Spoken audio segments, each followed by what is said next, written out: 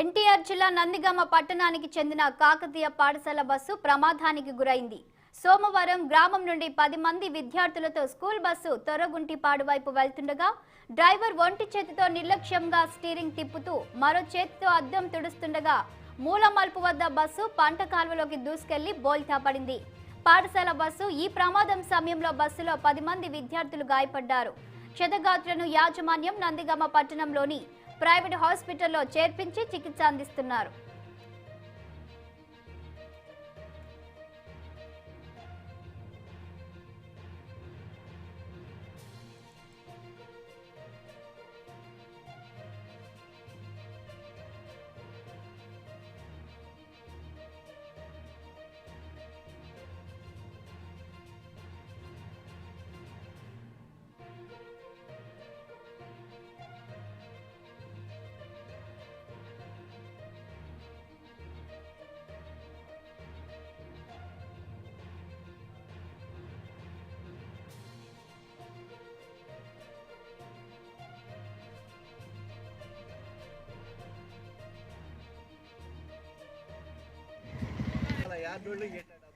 పెట్టిన తర్వాత ఆ ఊరు నుంచి బయలుదేరుతుంది.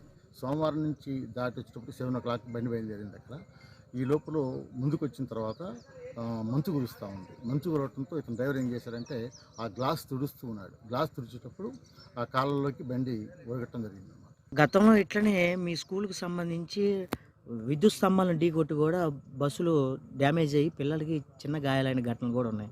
దీని మీద మీరు ఎందుకు చర్యలు తీసుకోవట్లేదు? డ్రైవర్ నిర్లక్ష్యం సరైన డ్రైవర్లు ఎందుకు పెట్టట్లేదు?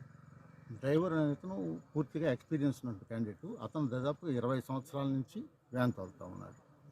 అయితే ఇవాళ మంచు కురవటం వల్ల ఆ పరిస్థితి వచ్చింది, కానీ వేరే రకంగా కాదు. సోమవారంలో రాత్రిపూట మా బండి